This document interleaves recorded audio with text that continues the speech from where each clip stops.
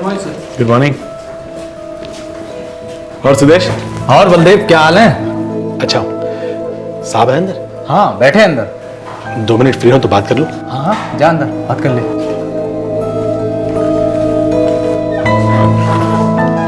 Good morning sir. आओ आओ बलदेव। देखो तुम्हें ड्यूटी पर वापस लेने का ऑर्डर अभी तक नहीं आया। सर 6 महीने हो चुके हैं। मामला लंबा खींचेगा। हेड कांस्टेबल हो तुम, 16 साल की सर्विस है तुम्हारी, उसके बावजूद जो तुमने किया। खैर तुम्हारी फाइल डीसीपी साहब के पास है। सर आप कुछ नहीं कर सकते? नहीं कर सकता बलदेव, और अगर कर पाता तो भी शायद नहीं करता।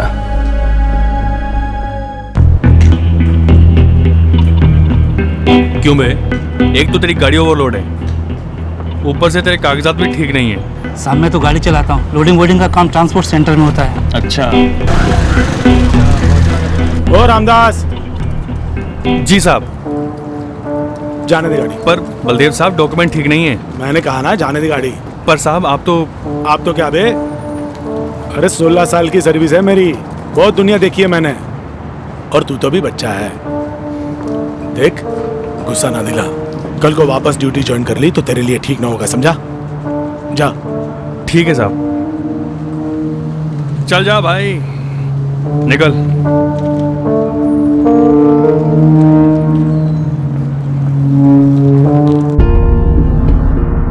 जितना भी होगा संभाल के लेके चलना, उसके बाद ही जो भी काम होगा भाई। हाँ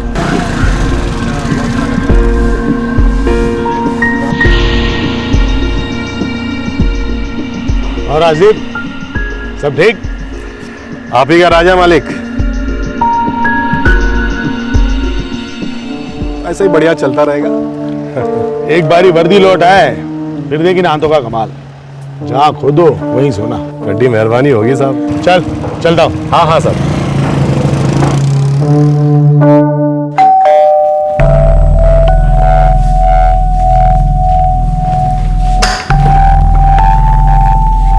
आ गए?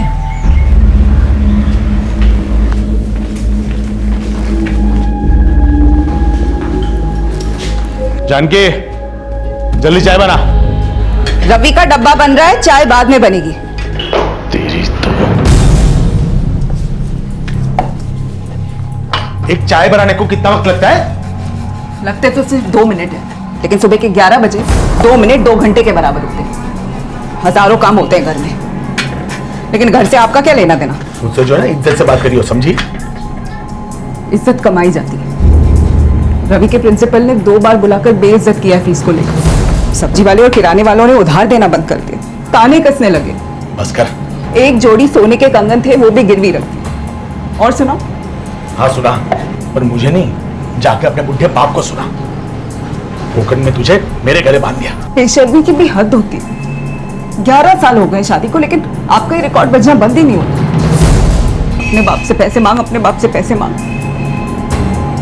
आप अपने आप को बहुत तोप चीज समझते हैं ना, लेकिन आप है नहीं। सस्पेंड हुआ हूं तो कुछ भी बकती रहेगी साली, हैं? चल अपने बाप के घर जा, चल पैसे लेके आ, निकल। हाँ हाँ चली जाती हूँ, लेकिन क्या कहूँ पापा से कि आपका रिश्वतखोर दामाद सस्पेंड हो गया है, उसकी दारू के लिए पैसे चाहिए। कुछ नहीं तो भीख समझ कर दे दीजिए। कहती है मुझे, हाँ? जीना हराम। तो छोड़ क्यों नहीं देते?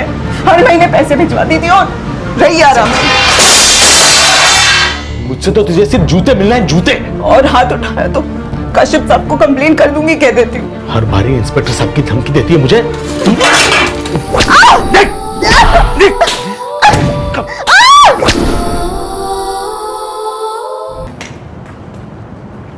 मम्मी, पापा आपको क्यों मारते हैं? मेरी किस्मत ही खराब है बेटा। मेरी भी किस्मत खराब है, तो क्या पापा मुझे भी मारेंगे? नहीं मेरे बच्चे, ऐसी बातें नहीं करते। और एक बात याद रखना, अपने पापा जैसे कभी मत बनना। मैं आप जैसे बनूंगा मम्मी, और आपके साथ रहूंगा। पता नहीं बेटा, मेरा जीने का मन ही नहीं करता। काश भगवान मुझे जल्दी बुला ले। ऐसे मत बोलो मम्मी।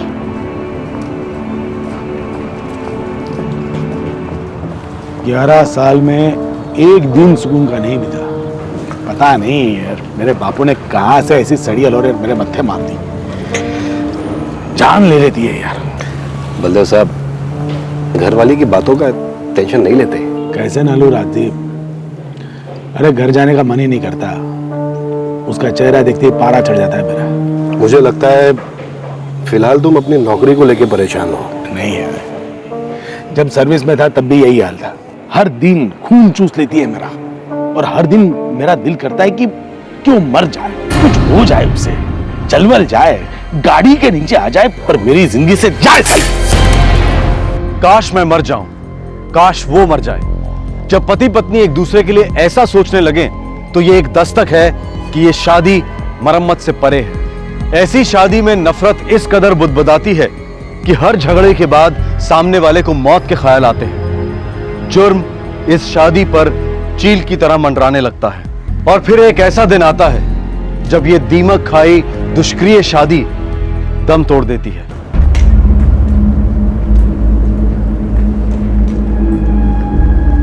बाय बाय पापा। बाय बेटा। और सुनो बेटा, अपनी मम्मी से पूछो कि मेरे लिए कुछ खाना वाना बनाया भी या नहीं। बेटा अपने पापा से कहो कि मुझे कितनी भी गालियां दे या मारे पीटे, ऐसा हो नहीं सकता कि मैं उनके लिए खाना नहीं बनाऊं। फिर उन्हें खाना है या नहीं खाना वो उनकी मर्जी। चल।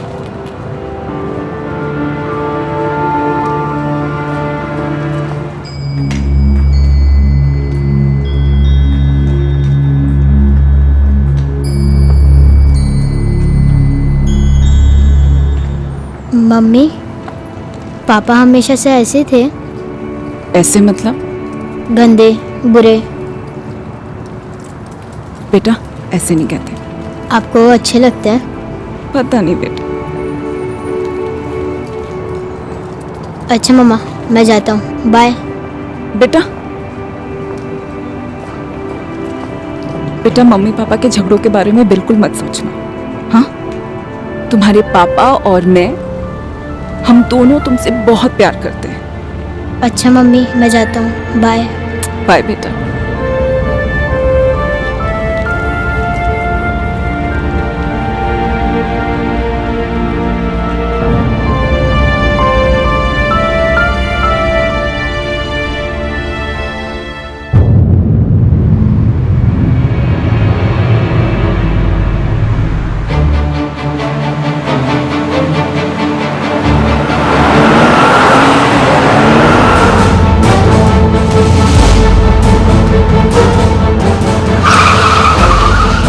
अरे अरे अरे क्या हो गया?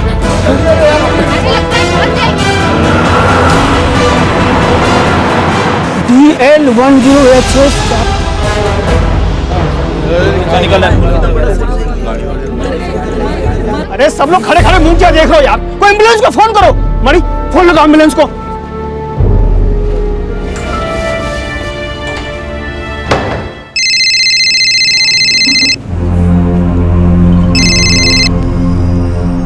हेलो, क्या? बलदेव साहब, ये एक्सीडेंट आपके बेटे रवि के स्कूल के सामने हुआ। कैसे हुआ? एक स्कॉर्पियो थी, उड़ाने के बाद रुकी नहीं। पब्लिक के सामने पान वाला, सब्जी वाला सबने देखा। पर डॉक्टर साहब, मेरी पत्नी कैसी? अभी बेहोश है। घबराने वाली बात तो नहीं है। 13 फ्रैक्चर है, सर पे गहरी चोट भी लगी है, बहुत नाजुक हालत है। मैं मिल सकता हूँ? अभी नहीं, 3 और ऑपरेशन होने हैं, चांसेस बहुत कम है। Excuse me.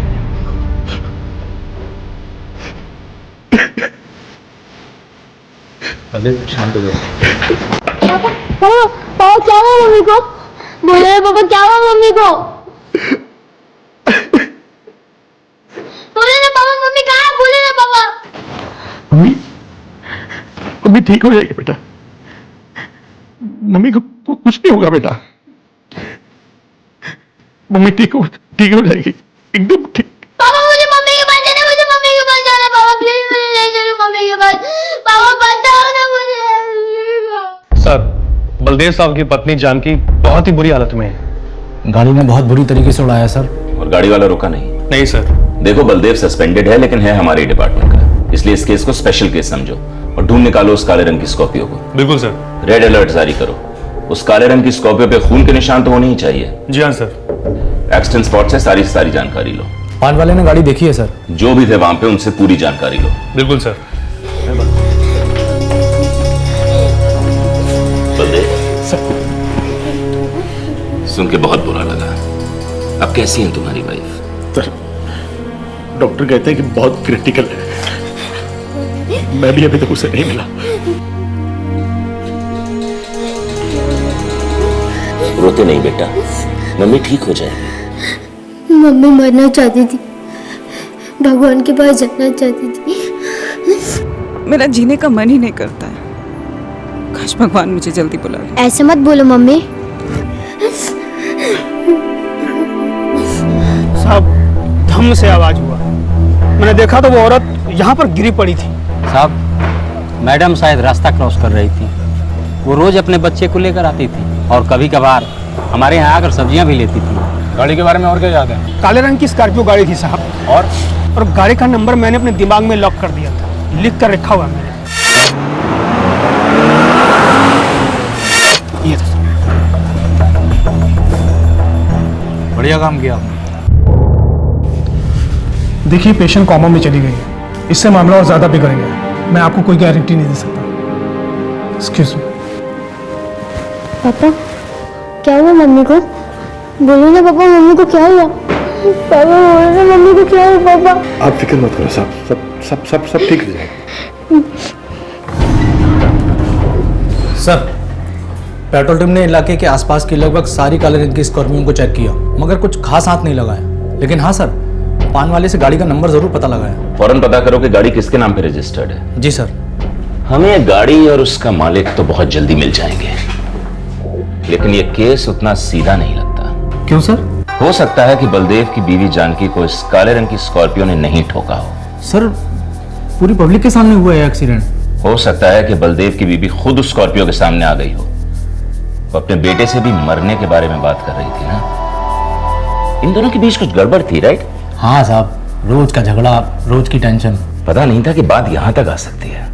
साहब, मैं बलदेव को 15 साल से जानता हूँ।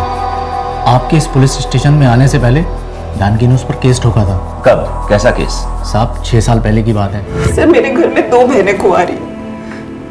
पापा पाई जोड़ने की कोशिश कर रहे, लेकिन फिर भी पूरे नहीं पड़ रहे। देखिए सर, फिर से झूठ बोल रही है। देखिए, और नजरें तुम चुरा रहे हो। हम दोनों पुलिस वाले बलदेव झूठ सूंघ लेते हैं। अच्छी बीवी, तंदुरुस्त बच्चा, ढंग की नौकरी, सब कुछ है तुम्हारे पास। अपने हाथों से अपने घर को मत चलाओ बलदेव। और जानकी, इस बार तो तुम्हारी कंप्लेंट में दर्ज कर रहा हूं, लेकिन एक्शन नहीं दूंगा। मैं चाहता हूं तुम दोनों अपनी जिंदगी की शुरुआत एक नए सिरे से करो, एक दूसरे को समझने की कोशिश करो। लेकिन बलदेव, दोबारा कंप्लेंट आई तुम्हारी घरवाली से तो तुम अंदर जाओगे, समझे? फिर उसकी बीवी कभी कंप्लेंट करने को नहीं आई सर। सस्पेंड होने के बाद अपना बलदेव काफी ज्यादा पीने लगा था साहब। घर के हालात भी बहुत खस्ता हो गए थे। रोज मारता पीटता था अपनी बीवी को। हाँ, फिर डिप्रेशन में आके जानकी ने जान देने की कोशिश की होगी। तुम सबसे पहले स्कॉर्पियो के मालिक का पता लगाओ। देखो, सुसाइड का भी क्रिमिनल केस बनता है और एक्सीडेंट साइट से भागने का भी। लेकिन पहले जरा बात तो करते हैं इस गाड़ी वाले से। जी सर।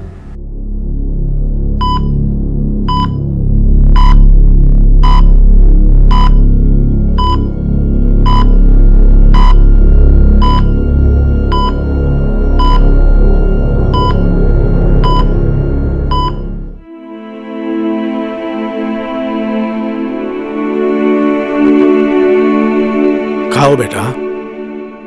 पापा, मैं अपने आप भी रोड क्रॉस कर सकता हूँ, फिर मम्मी क्यों आई मेरे साथ? इसमें तेरी कोई गलती नहीं है बेटा। पापा, आप मम्मी से प्यार नहीं करते ना? तू बहुत छोटा है बेटा इन बातों के लिए, नहीं समझेगा। आप मम्मी को मरने नहीं दोगे ना? नहीं बेटा। 11 जुलाई 2011 को जानकी का एक्सीडेंट हुआ था। 10 दिन तक वो कोमा में रही, क्रिटिकल हालत में। उसका बचना नामुमकिन लग रहा था। मुझे माफ कर दे जानकी। तू नहीं है तो अच्छा नहीं लगता मुझे। मैं तेरे हाथ जोड़ता हूं, तू वापस आ जा जानकी। मेरे जीवन में तू नहीं तो कुछ नहीं है जानकी।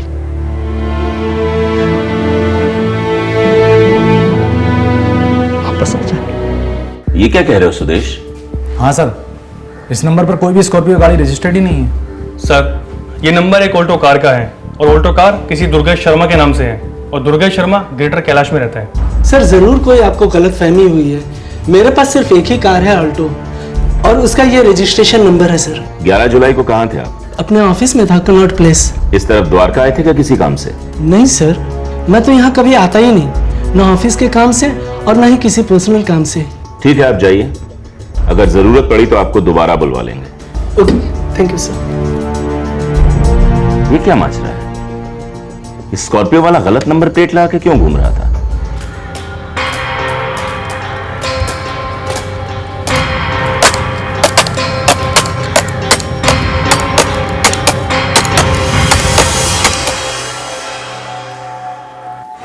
ये 50 है, बाकी के 25,000 तुझे अगले हफ्ते मिल जाएंगे। बाकी के 50,000 भाई, 1 लाख में सौदा हुआ था। 25,000 आपने एडवांस दिए थे और अभी ये 50,000। हाँ तो बचे कितने? 25 ना। ये फर्जी नंबर प्लेट बनवाने में 25,000 तो मेरी अपनी जेब से खर्च हो गए। अच्छा, 25,000? फर्जी नंबर प्लेट बनवाना बारीकी का काम होता है। दूसरी गाड़ी की नंबर प्लेट चुरानी पड़ी। मैंने कहा था तुझे कि गाड़ी का नंबर चुरा और लगा, जितने का सौदा हुआ है उतने ही मिलेंगे तुझे, समझा? लेकिन आपका काम तो हो गया ना। वो भी तुम पूरा नहीं कर पाए। उस औरत को ऑन द स्पॉट मरना चाहिए था, वो हॉस्पिटल में जिंदा है। आपने कहा था एक्सीडेंट लगना चाहिए, हमने वैसा ही कर दिया राजदीप साहब। मेरे लड़कों ने अच्छा खासा ठोका था उस औरत को। अब एक्सीडेंट के बाद कोई उतर कर तो देखेगा नहीं कि पार्टी मर गई या जिंदा है। तेरे लड़कों को काम आता नहीं है। ऐसे कामों में 19-20 की गुंजाइश तो होती ही होती है। पूरा कट्टा खाली कर दो बंदे के सर में, फिर भी बच सकता है। तकदीर नाम की भी कोई चीज होती है ना। अब बाकी के 25 भी तेरी तकदीर में नहीं रहे, और अगर वो औरत जिंदा बच गई तो मेरी तकदीर को बहुत खतरा है विक्रम। इतने दिनों से कोमा में है, बचना नामुमकिन है। और अगर वो ठीक हो भी गई तो आपको नहीं पहचानेगी। इत्मीनान से दोबारा प्लानिंग कर लेंगे। वैसे इस बार की हमारी प्लानिंग तगड़ी थी ना।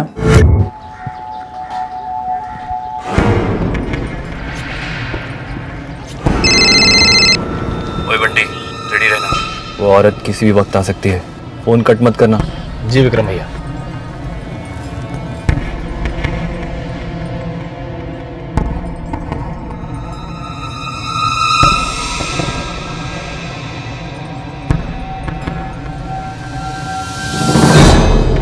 विक्रम, यही है वो औरत। वो बच्चे को एक बार स्कूल छोड़ेगी, दोबारा इसी रोड से वापस आएगी। बंटी, ये जो औरत जा रही है ना, यही है बच्चे के साथ जो रास्ता क्रॉस कर रही है। देख गई। अभी मत उड़ाना।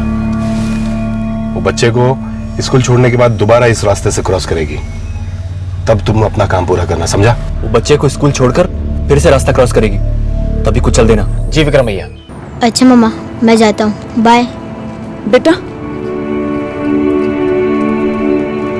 बेटा मम्मी पापा के झगड़ों के बारे में बिल्कुल मत सोचना। हाँ, तुम्हारे पापा और मैं, हम दोनों तुमसे बहुत प्यार करते हैं। अच्छा मम्मी, मैं जाता हूँ, बाय। बाय बेटा।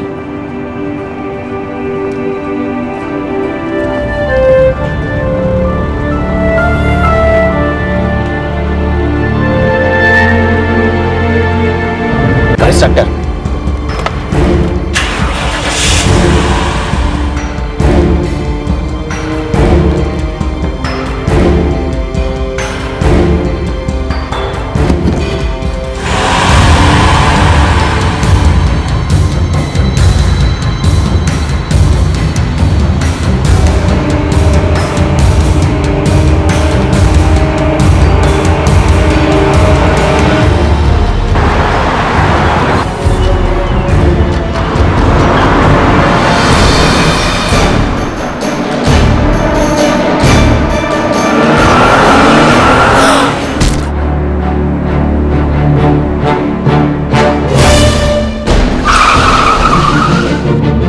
अरे अरे क्या हो गया?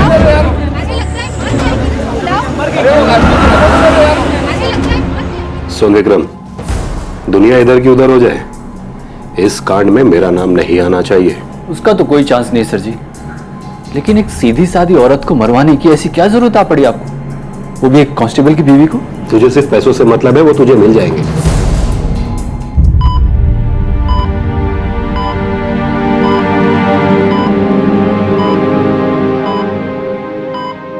देखो बलदेव, मामला थोड़ा पेचीदा है। बताइए डॉक्टर साहब। तुम्हारी सर्विस से जो भी मेडिकल के पैसे बनते हैं वो सब जोड़ने के बाद भी कम पड़ रहा है।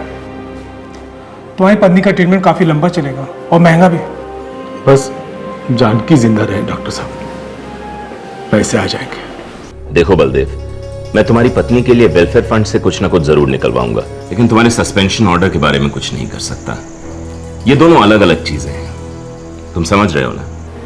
जी सर। बलदेव, मैं जान गया हूं कि तुम्हारे और तुम्हारी बीवी के बीच कुछ टेंशन थी। सर, टेंशन किस घर में नहीं होती। इस हद तक नहीं होती कि पत्नी सुसाइड करने की कोशिश करे। ना सर ना, मैं मानता हूं कि मेरे और जानकी के बीच में काफी झगड़े होते थे और हर बार मेरी ही गलती होती थी, पर जानकी इतनी बड़ी गलती कभी नहीं कर सकती सर। हमारा बेटा उसकी जान है सर, और उसके रहते जानकी सुसाइड का सोच ही नहीं सकती। बलदेव, जिस गाड़ी ने तुम्हारी बीवी को उड़ाया वो हमें अभी तक नहीं मिली है, लेकिन मैं इतना जान गया हूं कि ये एक normal hit and run case नहीं है। सर, मुझे इस वक्त इतना ही मालूम है कि मेरी जानकी बचनी चाहिए। समझता हूं बलदेव, और इसलिए चाहता हूं कि तुम भी समझो कि इस केस में टाइम लगेगा। समझता हूं सर, जानकी को भी घर आने को टाइम लगेगा। सारा खेल टाइम का ही तो है सर। शुक्रिया राजदीप, चलता हूं। जी सर।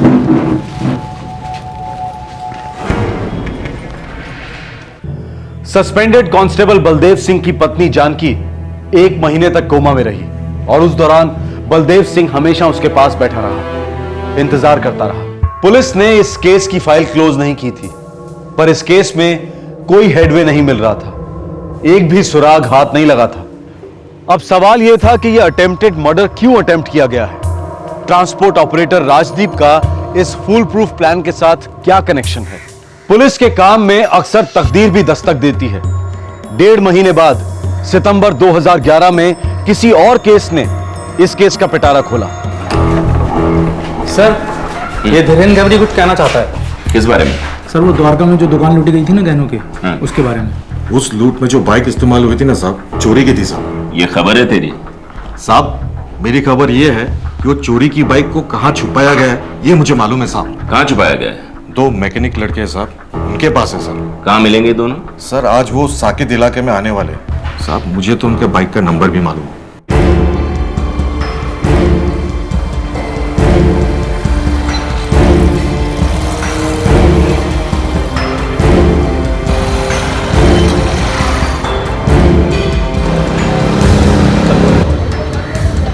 सर, ये वही बाइक है। नंबर प्लेट वही है? हाँ सर, धीरेन्द्र गवरी ने जो बोला था वही है सर। DL10 FZ 7689। लो सालों को।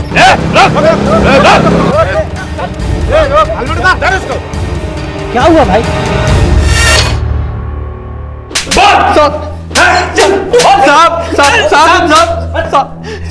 साहब माकदम साहब, उस चोरी में हमारा हाथ नहीं था साहब। हम तो उस मॉल के आसपास भी नहीं थे साहब। तो मोटरसाइकिल तुम लोगों को दहेज में मिली थी? साहब, वो बाइक कल शाम को हमने एयरपोर्ट के सामने से चुराई थी साहब। वो किसकी बाइक है, किस में इस्तेमाल होती, हमें कुछ नहीं मालूम साहब। हमने तो उस बाइक का नंबर प्लेट बदला था बस साहब। हलक में डंडा डाल दो दोनों के। जो कुछ भी इनके अंदर है ना, बाहर उगलवाओ। इन्होंने जितने भी जुर्म किए हैं, मुझे सबकी रिपोर्ट चाहिए।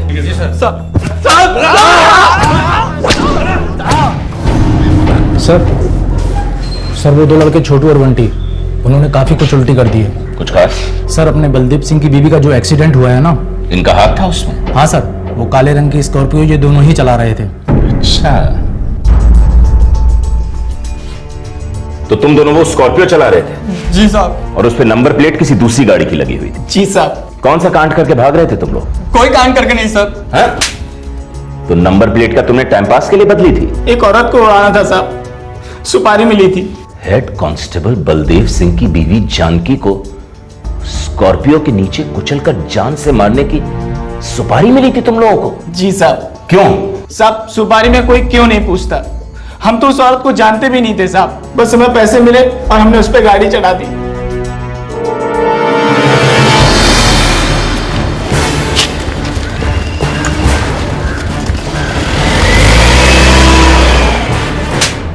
बोल, कांस्टेबल बलदेव के साथ क्या दुश्मनी थी तेरी? मैं तो उस कांस्टेबल को पहचानता तक नहीं, और ना ही उस औरत को। समझा। तो तूने इन दोनों को सुपारी दी? हाँ हाँ साहब। और तुझे सुपारी किसने दी विक्रम? सर कोई है। कौन? मेरा पहचान वाला है। साहब जी मुझे क्यों लेके जा रहे हो? अब बताते हैं अभी, चलो। मेरा कसूर क्या है? साहब जी लेकिन मैंने किया क्या, बताओगे?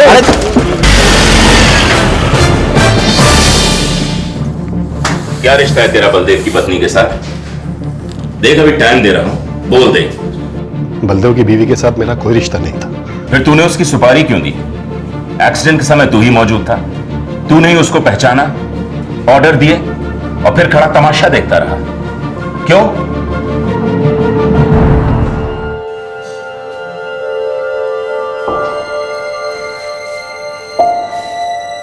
मम्मी, आज मेरा क्लास में 7th रैंक आया है।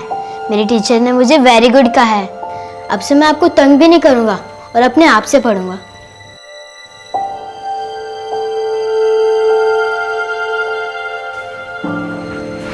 Good afternoon sir. Good afternoon. कैसी हैं? ऊपर वाले की दुआ है सर। जाको रखे साइयां, मार सके ना कोई। जी। सुदेश। जी सर। जाओ जरा बच्चे को कैंटीन में आइसक्रीम खिला के लाओ। जी साहब। आओ बेटा, आइसक्रीम खाने चलते हैं। आ जाओ।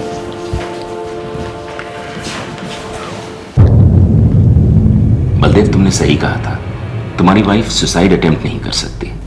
जी सर, ये अलग ही मिट्टी की बनी है। हाँ, लेकिन ये नॉर्मल एक्सीडेंट केस भी नहीं है बलदेव। मैं समझा नहीं सर। हमें भी समझने में जरा टाइम लग गया बलदेव।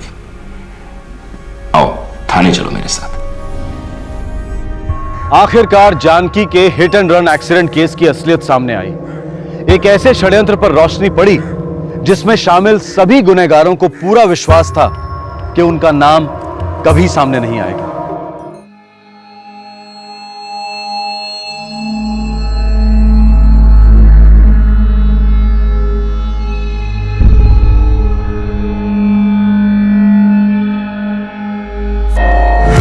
ग्यारह साल में एक दिन सुकून का नहीं मिला। पता नहीं यार, मेरे बापू ने कहां से ऐसी सड़ी अलोरे मेरे मत्थे मार दी।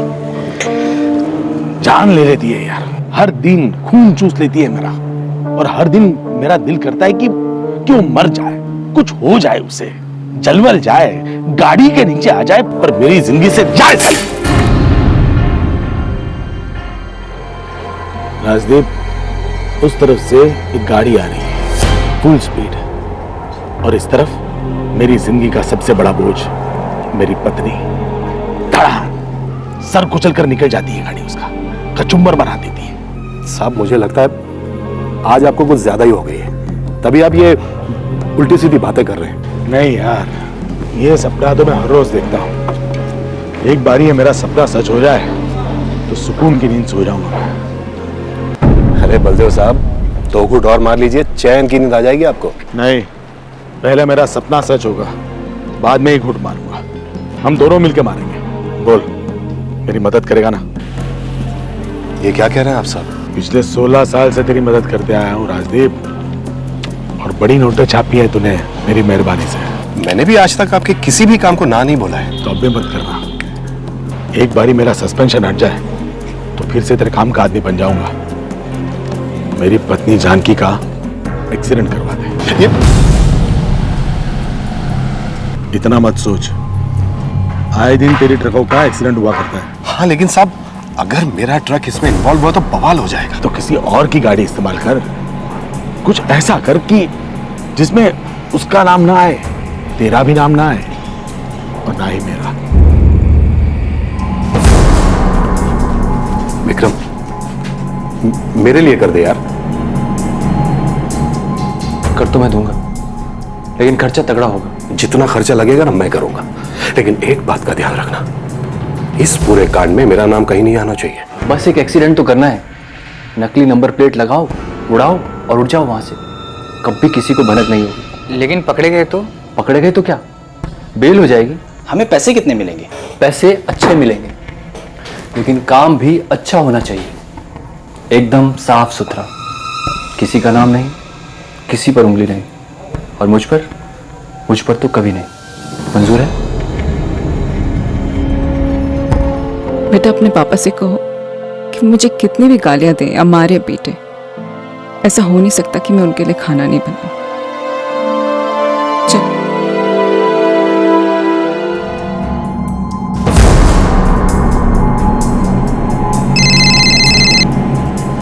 हाँ साहब। हाँ वो निकल चुकी है घर से, बस किसी भी वक्त पहुंचती होगी। वो पहचानते तो हो ना ठीक से? बहुत अच्छी तरह से पहचानता हूँ। काम संभल के करियो, किसी का नाम ना आने पाए।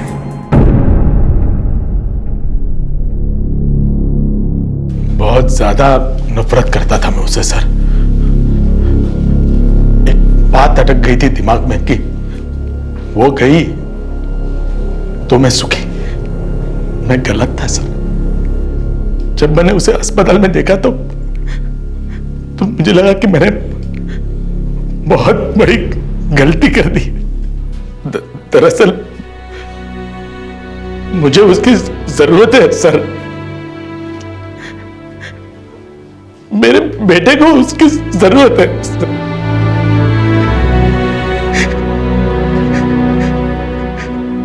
उसके बगैर बिल्कुल काले काले लगता है सर।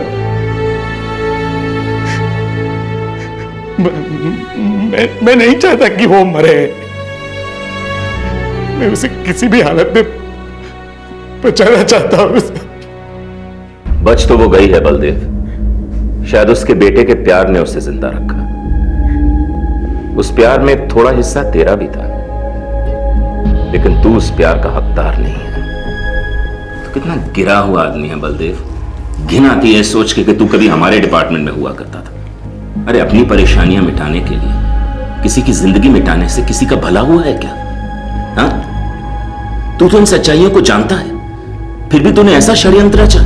एक वक्त था जब तू खूनियों को पकड़ने वाली टीम में हुआ करता था, और आज तो खुद रंगे हाथों पकड़ा गया है। जिंदगी और कानून किसी को नहीं बख्शते।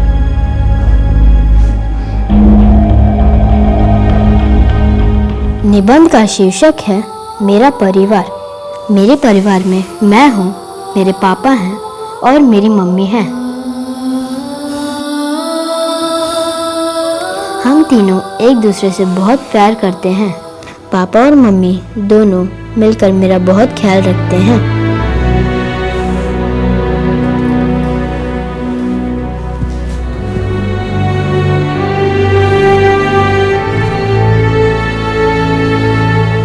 मैं भी अपनी मम्मी और पापा की मदद करता हूँ। जानकी की तबीयत में धीरे धीरे सुधार हो रहा है। पूरे आसार हैं कि वो अच्छी रिकवरी कर पाएगी।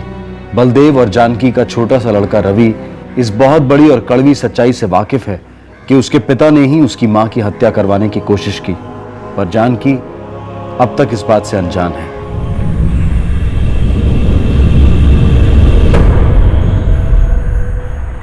नमस्कार, आदाब। मैं अनूप सोनी क्राइम पेट्रोल दस्तक में मुंबई से आप सबका स्वागत करता हूं। आसावरी, धक्का दो। तुम कर सकती हो। और थोड़ा सा, और थोड़ा सा।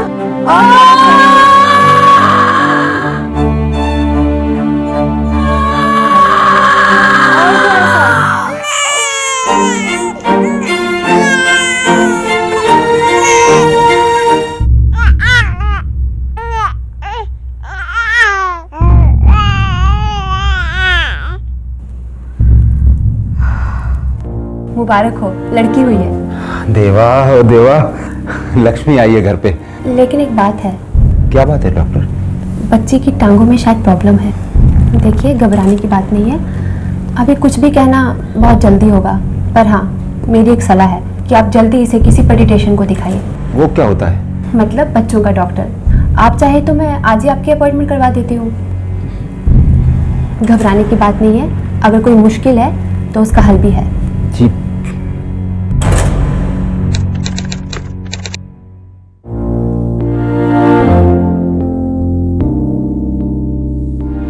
अब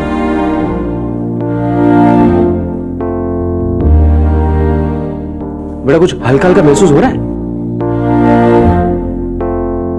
देखिए दशरथ जी और आशा वरद जी कि इतने सालों में रत्ती भर का भी फर्क नहीं हुआ है। लेकिन डॉक्टर साहब, जब ये चलना शुरू करेगी तो धीरे धीरे सब ठीक हो जाएगा ना? अनीता 4 साल की हो गई है, वो अब तक चली नहीं। मुझे नहीं लगता है कि वो आगे चल पाएगी। देखिए आप दोनों को बड़ी हिम्मत से काम लेना होगा।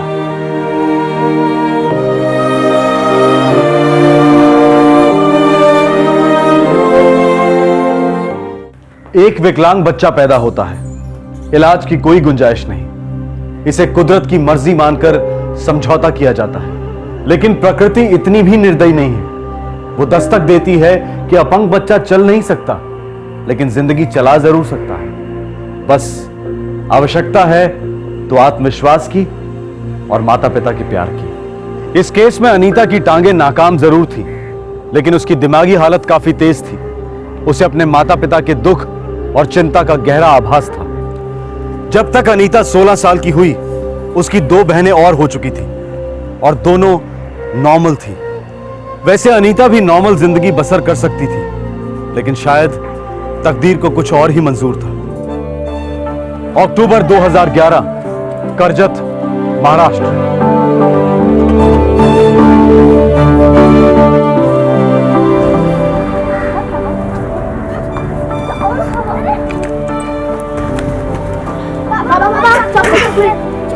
एक मिनट बेटा, 1 मिनट, साइकिल तो खड़ी कर ले। ये लो, ये तुम पकड़ो और ये तुम पकड़ो, ये तुम पकड़ो।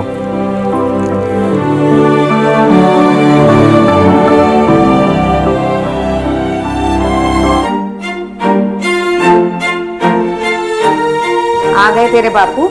हो आए। जा, एक गिलास पानी दिया बापू को।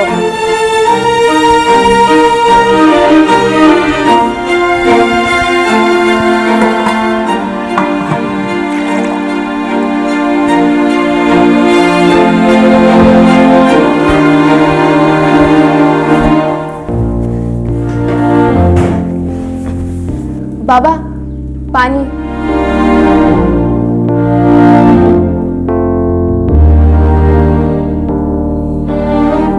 तू क्यों पानी लेके आती है? कितनी बार कहा है कि मुझे ये सब अच्छा नहीं लगता है।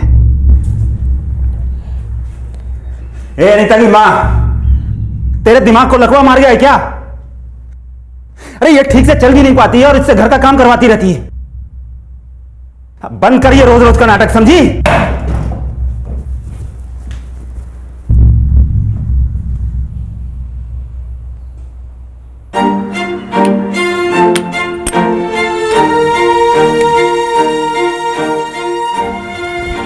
ताई, अब तुम मारो।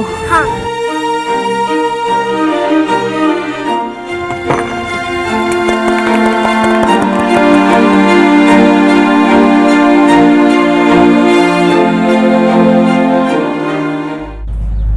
यार दशरथ, भगवान की इच्छा थी, वो तुम्हारे गले डाल दिया।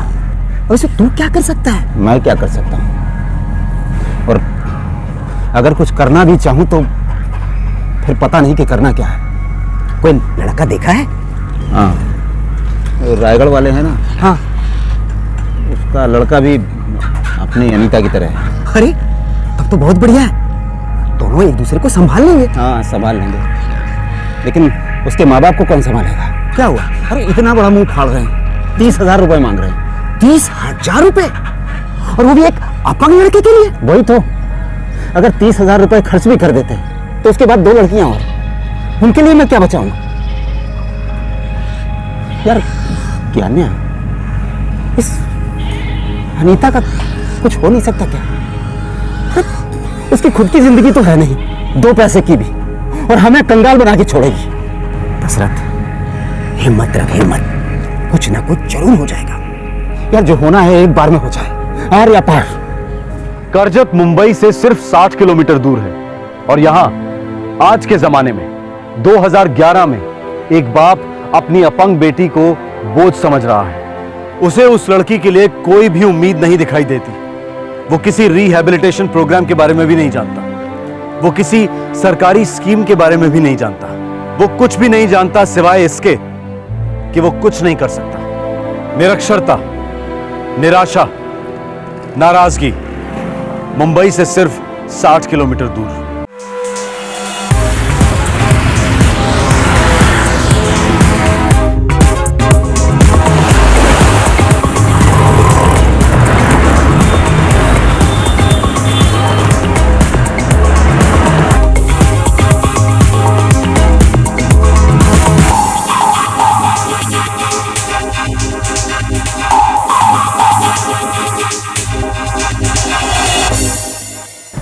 मुंबई भारत की इकोनॉमी की रीढ़, मुंबई करोड़ों लोगों के सपनों की नगरी, एक ऐसा शहर जहां पर पैसा मजहब है, पैसा ही जुबान है और पैसा ही पहचान है। यहां कमाने पर कोई रोक नहीं, खर्चे पर कोई टोक नहीं।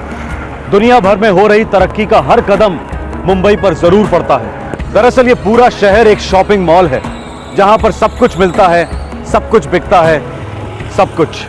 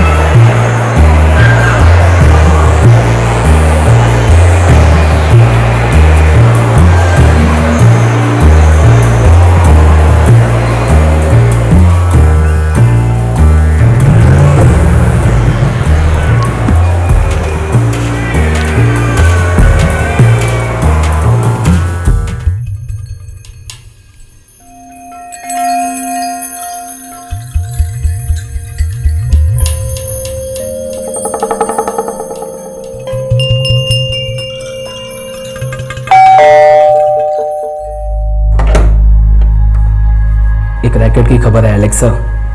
एयरपोर्ट और रेल स्टेशन, इन दोनों जगहों पर यह रैकेट फैला हुआ है। एयरपोर्ट और रेलवे स्टेशन, मतलब ये दोनों इनके पिकअप पॉइंट्स हैं। बिल्कुल एलेक्सा। अंधेरे में एयरपोर्ट के पास 2-4 होटल्स हैं।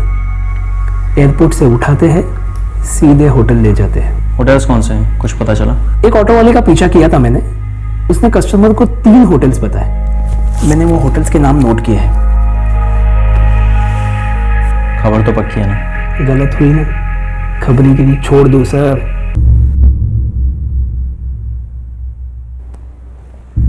सर वो एलेक्स आया है, एनजीओ वाला बंदा। एलेक्स? जी सर। हाँ भेजो उसको अंदर।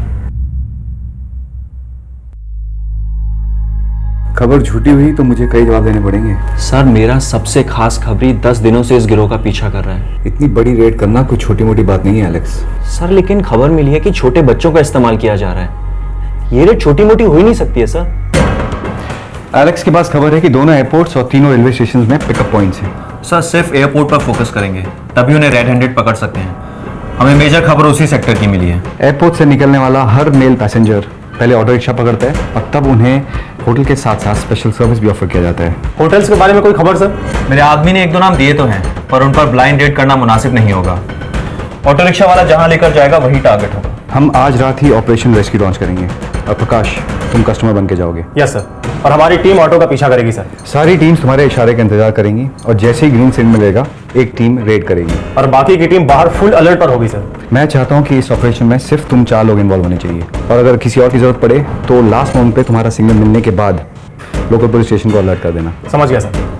मुंबई में सब कुछ बिकता है, लेकिन सोने चांदी से रोशन इस शहर में कुछ ऐसे अंधेरे इलाके भी हैं जहां लोग अपना ईमान, अपनी इंसानियत बेचकर छोटे बच्चों से जिस्म का सौदा करवाते हैं। जी हां, चाइल्ड प्रोस्टिट्यूशन के केसेस मुंबई में बढ़ते जा रहे हैं। कई एनजीओज इन बच्चों को बचाने की पूरी कोशिश कर रही हैं। इस घिनौने जुर्म से लड़ने के लिए मुंबई पुलिस की एक स्पेशल सोशल सर्विस ब्रांच भी है। नवंबर 2011 में इस स्पेशल ब्रांच ने एक ऑपरेशन माउंट किया। मुंबई के कुछ होटलों में प्रोस्टिट्यूशन रैकेट की पक्की खबर थी और इस रेड ने रोशनी डाली कि अंधेरी के अंधेरे में वहशत राज कर रही थी। मैं अपना मोबाइल तुम्हारे नंबर पर डायल करके रखूंगा, तो रिकॉर्डिंग तुम्हारे और मेरे दोनों के सेल पर होगी, ठीक है? Yes sir. और सर ये रहा फ्रंट कैमरा। होटल के अंदर पहुंचते ही मैं अपने सेल नंबर 2 से रूम नंबर एसएमएस करूंगा तुम सब लोगों के सेल नंबर 2 पर। सर मैं और गौतम में होटल के बाहर रहेंगे। ठीक है। और सर मैं रिसेप्शन तक चल के जाऊंगा, कोई रूम बुक करूंगा वहाँ, लेकिन थोड़ा स्लो मोशन में सर। सब कुछ बहुत टाइट होना चाहिए सब। और अगर किसी के भी फोन का नेटवर्क फेल हुआ तो सबको पता है ना कि लोकल टीम को कब अलर्ट करना है। Yes sir. Let's go.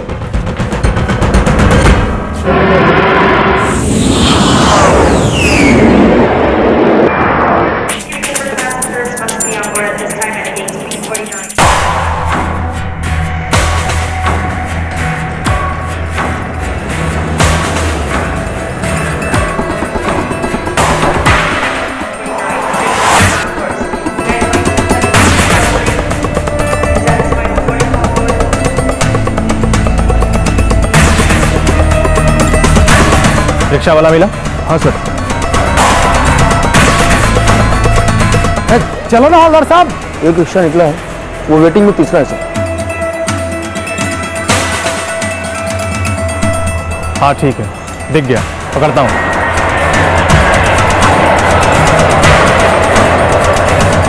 चलना, आगे निकालना।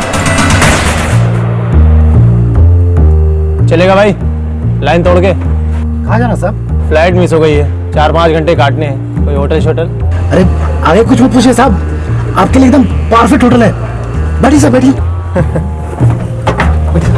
चल चल चल, फॉलो कर इसको जल्दी।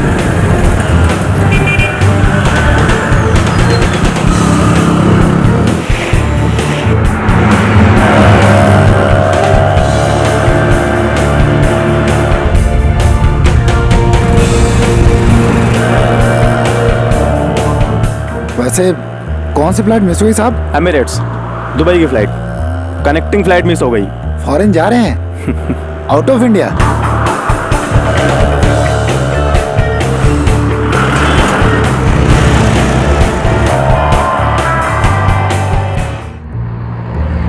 साहब 4-5 घंटे हैं आपके पास। कुछ टाइम पास चाहिए। टाइम पास मतलब? एंजॉय साहब एंजॉय। लड़की वड़की? अच्छा, किस टाइप की लड़की? साहब जो बोलो वो, इधर अपन की पूरी सेटिंग है। अरे नहीं यार, रहने दो, फालतू का रिस्क है ये। अरे कोई रिस्क नहीं ना साहब, अरे एकदम टॉप का होटल है, पार्सल सीधे रूम में पहुंच जाएगा फटाफट। अरे साहब जी भर के मस्ती करो आप, फिर आराम से फ्लाइट पकड़ो और छू। अरे नहीं यार, होटल वालों को पता चल जाएगा, फालतू का पखेड़ा, मेरी दूसरी फ्लाइट भी मिस हो जाएगी। अरे साहब होटल वालों का ही तो बिजनेस है ये। अरे आप हाँ तो बोलो। कितना लगेगा? साहब वो पार्सल के रेट में अपन नहीं पड़ता, वो आप जाने और होटल वाले जाने। अपन का चार्ज है 1000 रुपए, आपको उधर पहुंचाने का सारा सेटिंग करेंगे साहब। अरे साहब अब इतना भी क्या सोचना ना, देखो साहब अपने को जल्दी है ना, और भी कस्म उठाने हैं। ठीक है, ले चलो।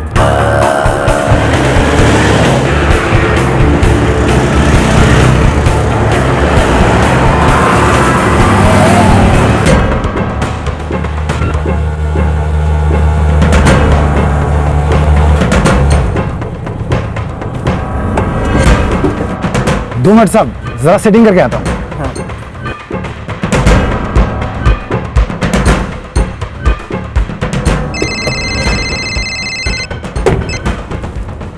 हाँ माने, तुम लोग ट्रैक पर हो ना?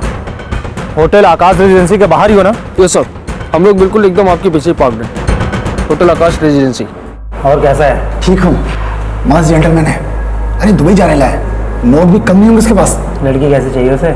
अब ये तो पूछा नहीं, वैसे भी ये आपका डिपार्टमेंट है। अबे सब सेफ तो है ना?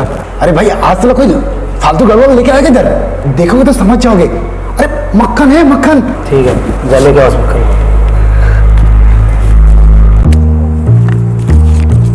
अरे साहब एक पति कम है। एयरपोर्ट से यहाँ तक का 50 रुपए से भी नीचे होता है, 450 एक्स्ट्रा दिया है। अरे साहब मजाक मत करो। अरे आपने मेरे रेट को हाँ बोला था ना, तब तक उधर लेके आया। अब काहे को मतलब साहब। अरे पहले लड़की तो देखो, जरूरत नहीं पड़ेगी साहब, इधर आलतू फालतू लोग नहीं है। अरे सब A1 आइटम लोग हैं। अरे सब फटफट इंग्लिश बोलने वाली है। ऐसा? हाँ चलो ठीक है, देखता हूँ क्या A1 आइटम है। हाँ? ठीक है साहब।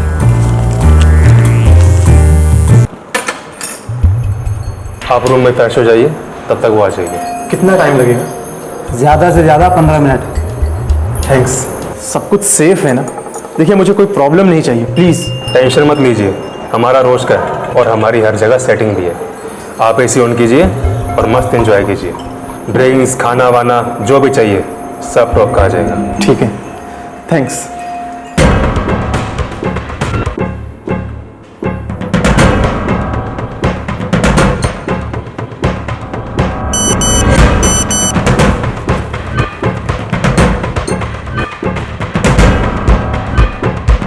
हाँ गोमती, एक सीधा बंदा है। अच्छा क्या माल है तेरे पास? अब भी के अब भी मेरे पास 3 फुल साइज है और 1 हाफ साइज है। अरे नहीं 2 हाफ साइज थी, वो अभी थोड़ी देर पहले कस्टमर के पास बैठे लिए। अच्छा एक काम कर, तू खुद आकर बात कर ले इससे। अच्छा चल मैं आती हूँ। यूनुस पार्सल टेम्पो में डाल, चल।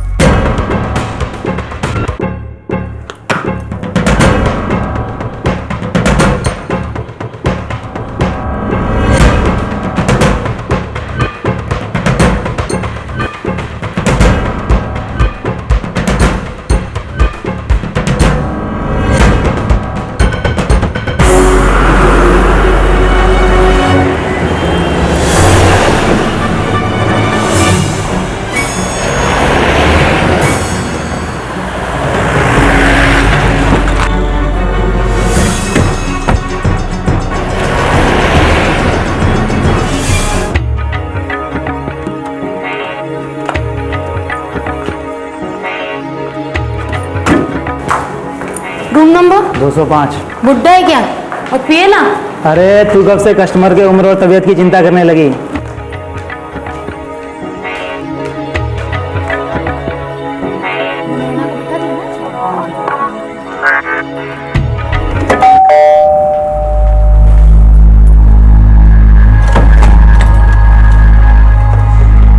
सलाम सेठ। सलाम। तुम कौन हो? डरते क्यों सेठ? जो भी है पुलिस वाले नहीं है। Oh okay. वो कहाँ है? वो भी आ जाएगी साहब, इतनी उतावली क्यों मचा रहे हो? सब कुछ आप ही के लिए तो है। मगर वो साथ क्यों नहीं आई? अरे साहब पहले आपकी पसंद नापसंद तो देखने दीजिए, लेन देन की बातें कर लेते हैं। अच्छा अच्छा। साहब हर एज की, हर टाइप की लेडीज अपने पास है। आपको कैसी चाहिए? कोई भी अच्छी सी। अच्छी लड़की तो साहब कच्ची होती है। कच्ची मतलब? ये छोटी हाफ साइज। अरे जैसा फिल्मों में बोलते हैं ना साहब, कच्ची कली, एकदम फ्रेश। बस एक दो बार देखियो कि कहीं किसी के साथ। रेट क्या होगा? ज्यादा 20 20,000 रुपीज, डॉलर्स नहीं। पागल हो गए हो क्या? 20? पागल तो आप हो जाएंगे साहब, लवंगी मिर्च है। अरे क्या सोच रहे साहब, चलो टाइम खोटी नहीं करते हैं, 15,000 में डन कर देते हैं। हाँ 3 घंटा बैठेगी लड़की आपके पास। चल हाँ 15। हाँ लाइए, पूरा एडवांस लेती हूँ पहले, बाद में झिकझिक नहीं, रूल है अपना।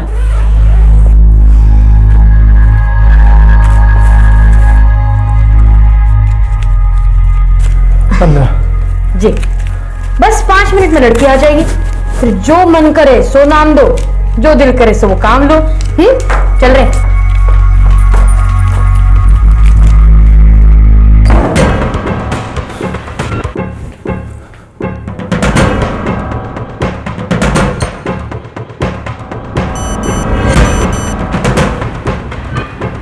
लोकल टीम अलर्ट कर दो, MID से फोन लगा।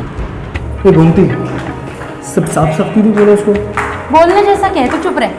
अरे बाद में पार्सल देख करके बवाल खड़ा किया तो। लड़की बिस्तर गर्म करने के लिए चाहिए होती, हिमालय चढ़ने के लिए नहीं।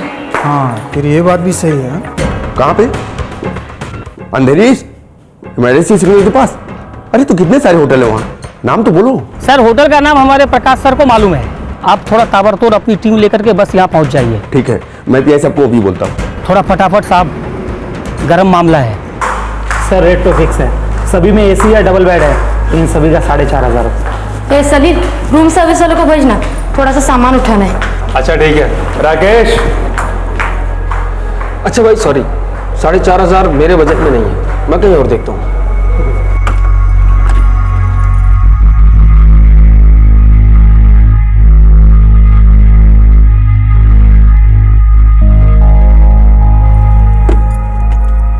ओए, चपड़ चपड़।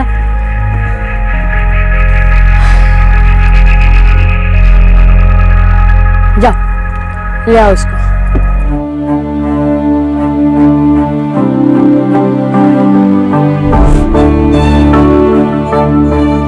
बाबा पानी।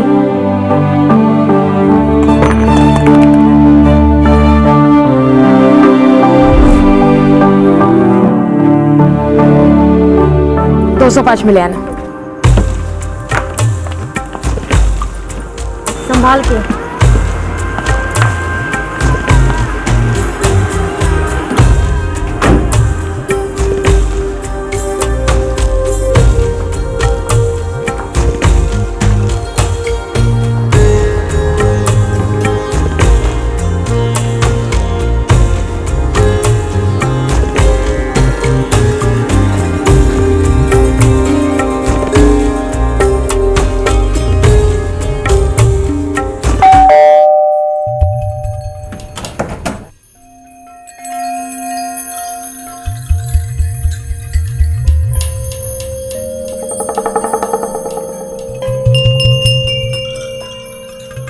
ये क्या हो रहा है? अरे टेंशन क्यों लेते हो साहब, चलो।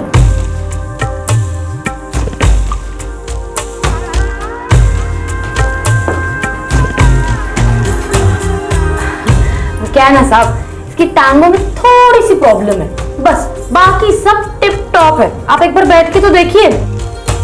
सुन चिकनी साहब, दिन बोले तो दिन, रात बोले तो रात। हाँ, सब खुश होना चाहिए। जी सर। तुम कहाँ की रहने वाली हो? क्या साहब, क्या सवाल पूछ रहे हो? रिश्ता करना है क्या? अब आप बस सुहागरात मनाइए। चल।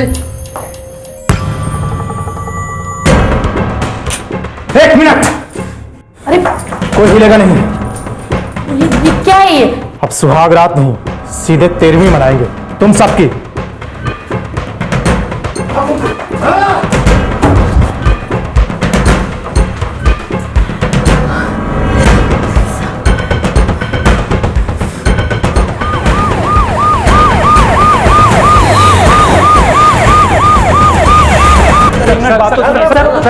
सर चेक कर रही है। बात सुनिए सर, बात सुनिए सर।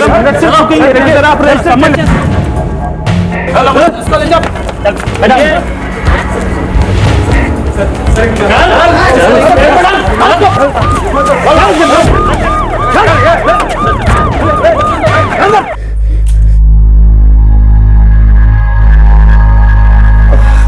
साहब देखिए ना साहब, थोड़ी मांडवली कर लेते हैं ना। मांडवली जरूर करेंगे, मांडवली, लेकिन यहाँ नहीं, पुलिस स्टेशन में। पुलिस स्टेशन नहीं साहब, आप लोग जो बोलेंगे वो मैं करूंगी, जिसके साथ भी, जो भी, लेकिन पुलिस स्टेशन नहीं साहब। अरे तुम क्यों रो रही हो?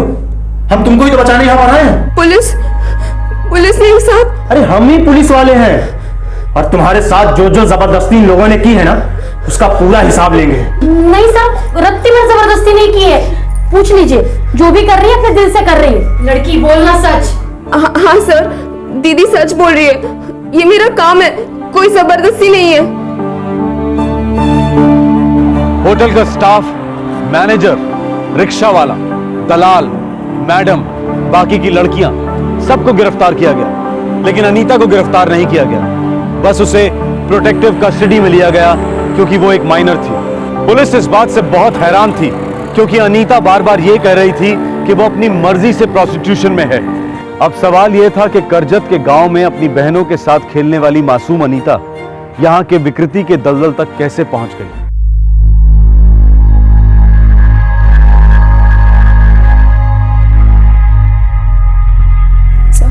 सब मैं हाथ जोड़ती हूँ, मुझे जेल में मत डालिए साहब।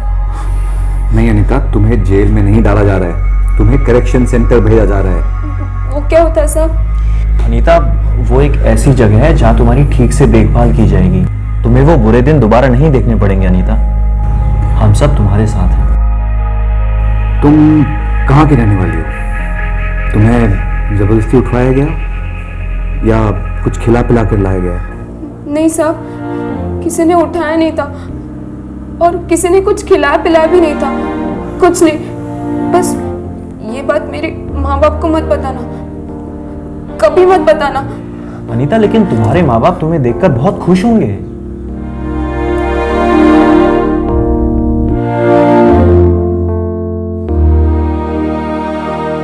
कुठे चालीस ग ताई? पता नहीं, बस जा रही हूँ कहीं। जाओ ना कस ग ताई। हाँ ताई, आप मत जाओ, हम आपको कभी परेशान नहीं करेंगे। चुप रहो तुम दोनों, तुम लोग मुझे कभी परेशान नहीं करते। वो बस मैंने ही परेशान किया है आई और बाबा को।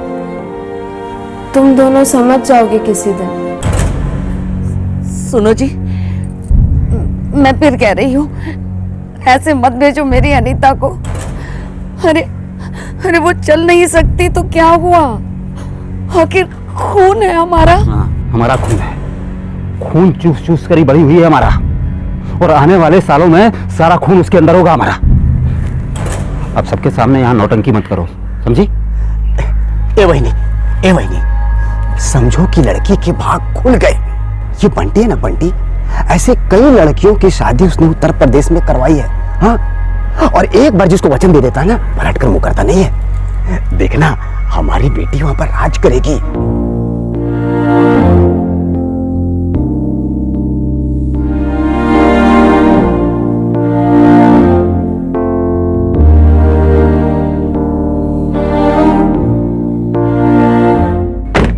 दशरथ, अब मेरी जिम्मेदारी, टेंशन नहीं, समझे? और फोन वोन भी नहीं, टाइम आएगा खुशखबरी दे दूंगा।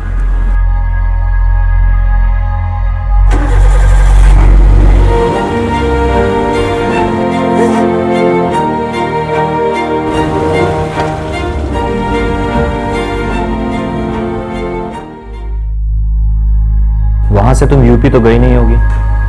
नहीं सर, वहाँ से मुझे कोई मीरा रोड नाम की जगह लेके गए और वहाँ मुझे गोमती दीदी मिली।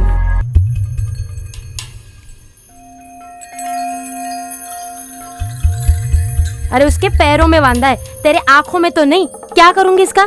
सर्कस खोला है मैंने। अरे दीदी, अलग अलग लोगों को अलग अलग खाना पसंद है कि नहीं? अच्छा, और कस्टमर कौन ढूंढ के लाएगा उसके लिए? तेरा बाप, मेरा बाप या इसका बाप? साला हर बार पार्सल करने में कितना त्रास होगा, लेने के देने पड़ जाएंगे। अरे दीदी, डिस्काउंट देता हूँ ना इसके लिए। मेरे को 20 की पड़ी, आप 25 दे दो। 25 साल से मैं इस धंधे में हूँ। इस टूटे खिलौने के 5000 से ऊपर नहीं दूंगी मैं।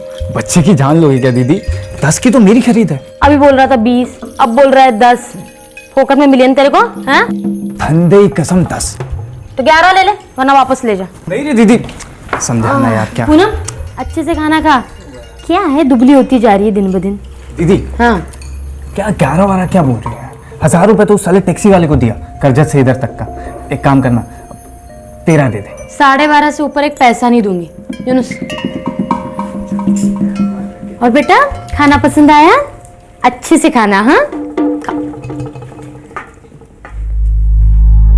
अनीता, आज से गोमती दीदी ही तुम्हारी सब कुछ है। मस्त ख्याल रखेंगे तुम्हारा, उनको कभी नाराज मत करना, जो बोले वो करना। दादा, ये दीदी मेरी शादी कराएंगी?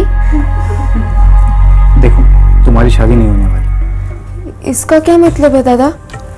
देखो, तुम छोटी बच्ची तो हो नहीं, एक बात समझो, तुमसे शादी कोई नहीं करेगा। तो फिर हम इधर क्यों आए हैं? तुम्हारी लाइफ बनाने। ये जो गोमती दीदी है ना, ये सारे बच्चों को काम पे लगाती है, अच्छे पैसे भी मिलते हैं। तुम अब किसी पर भी बोझ नहीं, ना तो तेरे बाप पर, ना अपने आप पर। काम कर, पैसे कमा और मस्त रह। कैसा काम दादा? जो भी हो, जैसा भी हो, तुम्हारे बाप के सिर से तुम्हारी शादी का बोझ तो हटा। फिर तेरी बहनों की भी तो शादी होगी। बस बस, इससे आगे कुछ मत सोच। अच्छा, मैं भी चलता हूँ, बीच बीच में आता हूँ।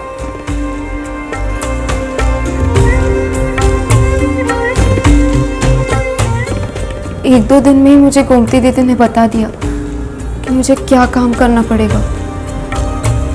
पहले बुरा लगा, डर भी लगा, लेकिन फिर बंटी दादा की बात याद आई कि मेरी बहनों की शादी होगी, मैं माँ बाप पे बोझ नहीं होंगी। तुम्हारे पिताजी ने पैसे लिए तुम्हें उस बंटी के साथ भेजने के लिए? ऐसे मैंने सुना तो था। जब तुम पहली बार कस्टमर के पास गई थी, गोमती ने जबरदस्ती की थी तुम्हारे साथ या फिर कस्टमर ने? नहीं नहीं सर, गोमती दीदी ने तो मुझे पहले से ही बता दिया था कि क्या काम करना पड़ेगा, और मैंने वो किया। और वो बुरी औरत नहीं है सर। क्यों नहीं है?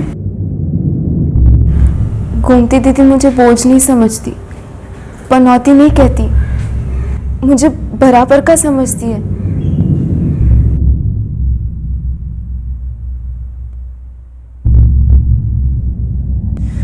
इसे स्टॉकहोम सिंड्रोम बोलते हैं सर। इसमें पीड़ित एक ऐसे शॉक में चला जाता है जहां उसे अपने सारे जुल्म सही लगते हैं, यहां तक कि अपनी जुल्मी की सोच के साथ आइडेंटिफाई भी करने लगता है। कभी कभी तो उसे पूछने भी लगता है सर। इस लड़की को कभी किसी ने इंसान नहीं समझा, इसके बाप ने भी हमेशा इसे बोझ माना है। करेक्ट सर, और इसीलिए वो इस गोमती मैडम में एक फादर फिगर खोजने लगी। इस लड़की के बाप को तुरंत हाजिर करो। प्रकाश। Yes sir. मुझे लगता है कि काउंसलिंग के बाद इसकी सोच बदल सकती है। बिल्कुल सर, प्यार और भरोसा इसके कॉन्फिडेंस को उठाएगा, जो इस वक्त काफी वीक है सर।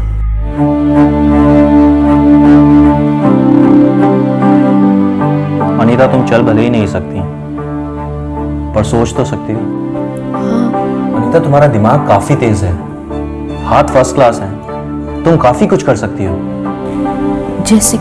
जैसे कि हाथों से किया जाने वाला काम सीख सकती हो। ऐसे कई सारे हुनर हैं जो तुम्हें वहां सिखाए जाएंगे। जेल में ना? आप मुझे जेल भेज रहे हो ना? नहीं नहीं अनीता, तुम्हें तो जुवेनाइल कोर्ट आजाद कर चुका है। मैं ट्रेनिंग सेंटर की बात कर रहा हूँ। जो भी हो सर, मुझे वापस मेरे माँ बाप के यहाँ नहीं जाना। क्यों अनीता? बल्कि वो तो कल तुम्हें लेने आ रहे हैं। वो सर, वो मुझे बोझ समझते हैं। उनके सामने मुझे भी लगता है कि मैं बोझ हूँ, बेकार हूँ।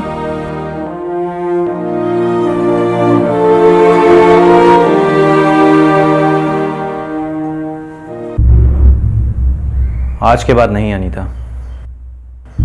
ये देखो,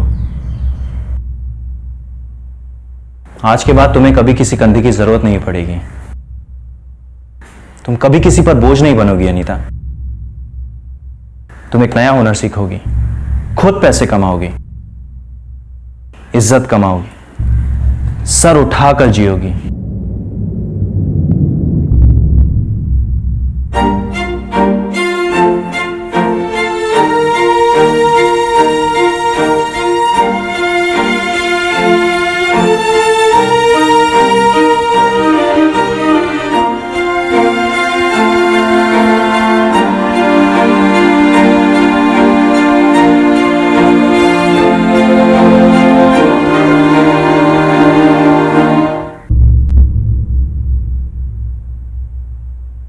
दशरथ, तुमने 10,000 रुपयों के लिए अपनी बेटी को भेड़ियों के हाथों बेच दिया।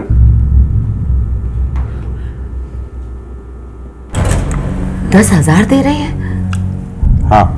लेकिन अब तक तो सब हमसे दहेज मांगते थे। तो ज्ञान्या कह रहा था कि यूपी के गांव है, लड़कियां वहां बहुत कम है, उनको कोई भी चलती है। ये अपनी अनीता भी चलेगी, इसलिए वो शगुन के तौर पर एक रकम देते हैं लड़की वालों को। यार, जो होना है एक बार में हो जाए। अरे अपार सुन दशरथ, वो एक बंटी है यूपी का। वो इस तरह की कई लड़कियों की शादी वहां जाके करवा चुका है। अरे कईयों का घर बसा चुका है वहां पर वो। लेकिन अपनी अनीता तो, अरे वो हर किस्म के लड़कियों के लिए लड़का ढूंढता है, और तो और वो लड़की के माता पिता को पैसे भी देता है। ये क्या अब बात हुई? और फिर पैसे क्यों? ये तो हमें पता नहीं दशरथ, पर इतना मालूम है कि वो लड़की के माता पिता को पैसे देता है, और उससे हम 2 ही 4 बार तो मिले हैं दशरथ, वो भी रेलवे स्टेशन पर। तो अपनी अनीता का कुछ हो सकता है क्या? अरे क्यों नहीं, उसी की तो बात छेड़ी हमने उससे। हमारी बच्ची के साथ कुछ गलत किया तो उसने? कुदरत ने जितना गलत किया है ना, उससे ज्यादा गलत नहीं होगा। आप सुनो जी, मुझे कुछ ठीक नहीं लग रहा है। हमारी तकदीर में ही नहीं लिखा है ठीक लगना, सिर्फ दुख को सहना लिखा है और दर्द को भूलते जाओ। लेकिन आज के बाद से हमें अनीता को सहना नहीं पड़ेगा, बस उसे भुलाना होगा। आप अपनी औलाद को ऐसे कैसे भुला सकते हैं? आपको अंदाजा भी है क्या गुजरी होगी उस पे? क्या क्या हुआ है मेरी बच्ची के साथ? बहुत गलत हुआ है और भी बहुत भयंकर हो सकता था, लेकिन हमने उसे बचा लिया है। साहिब, हम गरीब हैं, लाचार हैं। अगर ये नहीं होता तो कुछ और बुरा होता उस बेचारी के साथ। अब बेचारा कौन है वो मुझे नहीं पता, लेकिन इतना पता है कि आप इकलौते माँ बाप नहीं है जिनके घर में कोई विकलांग बच्ची पैदा हुई है। और विकलांग होना कोई दोष नहीं है। दोष हमारा है साहिब, हमसे बहुत बड़ी गलती हुई है। सो तो है, अब आइंदा ऐसा नहीं होना चाहिए। अपनी बेटी को घर ले जाइए, उसे प्यार दीजिए, उसे कोई हुनर सिखाइए, कमाने के काबिल बनाइए। शादी जब होगी तब होगी। साहिब, ये आप जैसे शहर के बड़े लोगों के लिए ये कहना बहुत आसान है। कभी गांव आकर देखिए, हमारे कुछ नहीं है वहां। क्या सिखाएं और क्या काबिल बनाएं?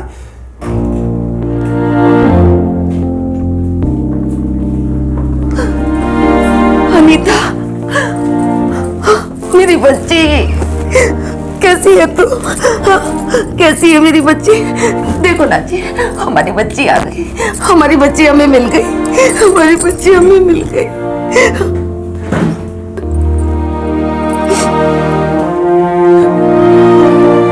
अब ये अपने हाथों पर खड़ी है, किसी पर बोझ नहीं है, इसे सिर्फ प्यार की जरूरत है। अब प्यार के पैसे नहीं लगते दशरथ। सर, मुझे इनके साथ वापस गांव नहीं जाना। मुझे यही रहना है, यही कुछ करना है। ऐसा क्या बोलतीस? हम तेरे आई बाबा, तू तू हमारी जिम्मेदारी है बेटी। थी आई, पर अब और नहीं। मुझे अपनी जिम्मेदारी खुद लेनी है।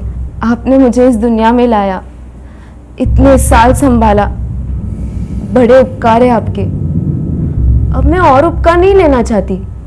मुझे अपना रास्ता खुद ढूंढना है और उस पर चलकर दिखाना है।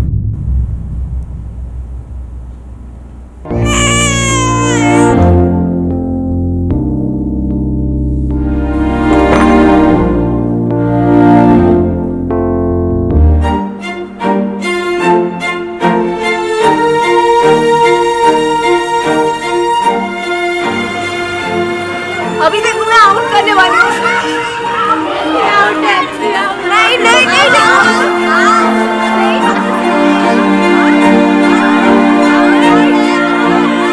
एलेक्स, तुम वाकई बहुत अच्छा काम कर रहे हो। सागर में एक बूंद है प्रकाश, और सागर का पानी बहुत ज्यादा गंदा है। क्या मतलब? हमने अनीता को तो नई जिंदगी दे दी, पर हर दिन हर मिनट न जाने कितने ऐसे बच्चों का सौदा हो रहा है। अभी मेरी खबरी का SMS आया, एक अनाथालय में रैकेट चल रहा है। बाकी खबर वो जल्दी भेजेगा। मुझे तुरंत इन्फॉर्म करो, छोड़ेंगे नहीं किसी को एलेक्स। खत्म कर देंगे इस माफिया को। एक माफिया खत्म होगा तो दूसरा खड़ा हो जाएगा। असली मुजरिम है मजबूरी, लाचारी और विकृति। इन्हें आप और हम कैसे खत्म करें? हमारे भारतवर्ष में दरअसल दो भारत बसते हैं, एक आपका और हमारा भारत, शहरों वाला, बढ़ती GDP वाला, आर्थिक धमाके वाला भारत। हमारे अपने प्रॉब्लम्स हैं, संघर्ष है, लेकिन सच्चाई यह है कि हमारे बच्चे हमसे ज्यादा पढ़े लिखे होंगे, उन्हें ज्यादा अपॉर्चुनिटीज, ज्यादा फैसिलिटीज मिलेंगी, बेटर फ्यूचर होगा। और दूसरी ओर, ज्यादा दूर नहीं, एक दूसरा भारत है, अनीता का भारत, दशरथ का भारत, जहां अपॉर्चुनिटीज की एक बूंद नहीं टपकती, प्रगति की एक किरण नहीं चमकती।